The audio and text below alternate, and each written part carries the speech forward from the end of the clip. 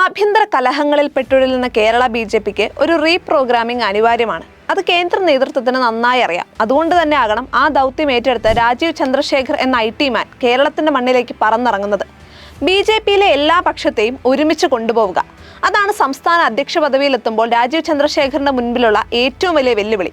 പതിറ്റാണ്ടുകളായി തന്റെ പ്രവർത്തന മേഖല കർണാടക ആയിരുന്നതിനാൽ കേരളത്തിലെ ബി.ജെ.പി അധ്യക്ഷ പദവി ഏറ്റെടുക്കുമ്പോൾ മുന്നിലുള്ള പാത അത്ര എളുപ്പമല്ല.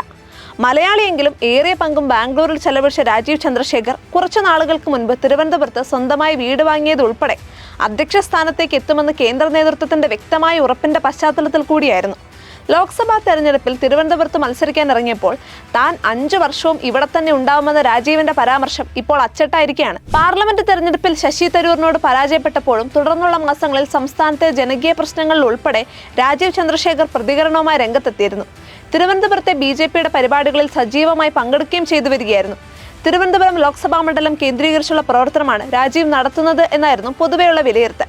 എന്നാൽ അതിനെല്ലാം അപ്പുറം സംസ്ഥാന ബി.ജെ.പിയുടെ അമരത്തേക്കാണ് രാജീവിനെ കേന്ദ്ര നേതൃത്വം നിയമിച്ചത്. പ്രസിഡന്റ് സ്ഥാനം ഏറ്റെടുക്കുമ്പോൾ ആദ്യ വെല്ലുവിളി സംഘടനയെ വിഭാഗീയതയില്ലാതെ ഐക്യത്തോടെ മുന്നോട്ട് കൊണ്ടുപോവുക എന്നതാണ്.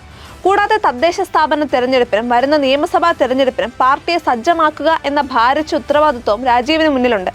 തൃശൂർ ദേശമംഗലം സ്വദേശിയും എയർഫോഴ്സ് കമാൻഡറുമായിരുന്ന MK ചന്ദ്രശേഖറിന്റെയും ആനന്ദവല്ലി അമ്മയുടെയും മകനായി 1964 മെയ് 31 ഗുജറാത്തിലെ അഹമ്മദാബാദിൽ ജനിച്ച രാജീവ് ചന്ദ്രശേഖർ ഏവരെയും വിസ്മയിപ്പിച്ചുകൊണ്ടാണ് IT മേഖലയിൽ നിന്നും രാഷ്ട്രീയത്തിലേക്ക് ടേക്ക് ഓഫ് നടത്തിയത്.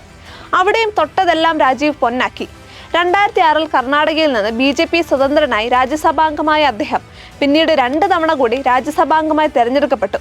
2006 മുതൽ 2024 വരെയുള്ള 18 വർഷം ബി.ജെ.പി ടിക്കറ്റിൽ രാജ്യസഭാംഗമായിരുന്ന രാജീവ് 2021 മുതൽ 2024 വരെ 2ാം നരേന്ദ്രമോദി മന്ത്രിസഭയിലെ സംസ്ഥാന ചുമതലയുള്ള കേന്ദ്ര സഹമന്ത്രിയായി.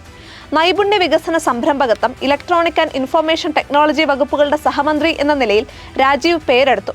പ്രധാനമന്ത്രി നരേന്ദ്രമോദിയുടെ IT മാൻ എന്ന വിളിപ്പേര് നേടി. ബി.ജെ.പിയുടെ ദേശീയ വക്താവ്, NDAയുടെ കേരള ഘടകം വൈസ് ചെയർമാൻ എന്നീ ചുമതലകളിലും അദ്ദേഹം സേവനമനുഷ്ഠിച്ചു. മണിപ്പാൽ ഇൻസ്റ്റിറ്റ്യൂട്ട് ഓഫ് ടെക്നോളജിയിൽ നിന്ന് ഇലക്ട്രിക്കൽ എഞ്ചിനീയറിംഗിൽ ബിരുദം നേടിയ രാജീവ് ചിക്കാഗോയിലെ ഇലിനോയ്സ് ഇൻസ്റ്റിറ്റ്യൂട്ട് ഓഫ് ടെക്നോളജിയിൽ നിന്ന് കമ്പ്യൂട്ടർ സയൻസിൽ ബിരുദാനന്തര ബിരുദവും പൂർത്തിയാക്കി. ഹാർവാർഡ് യൂണിവേഴ്സിറ്റിയിൽ നിന്ന് അഡ്വാൻസ് മാനേജ്മെന്റ് പ്രോഗ്രാം പൂർത്തിയാക്കിയ അദ്ദേഹം 1988 മുതൽ 1991 വരെ അമേരിക്കയിലെ ഇന്റൽ കമ്പനിയിൽ IT ഉദ്യോഗസ്ഥനായി ജോലി ചെയ്തു. 1991 BPL ഗ്രൂപ്പ് ചെയർമാൻ TPG നമ്പ്യാരുടെ മകൾ അഞ്ജുവിനെ വിവാഹം ചെയ്തു. തുടർന്ന് BPL കമ്പനിയുടെ ഭാഗമായി. 1994 BPLന്റെ തന്നെ മൊബൈൽ ഫോൺ കമ്പനി രൂപീകരിച്ചു.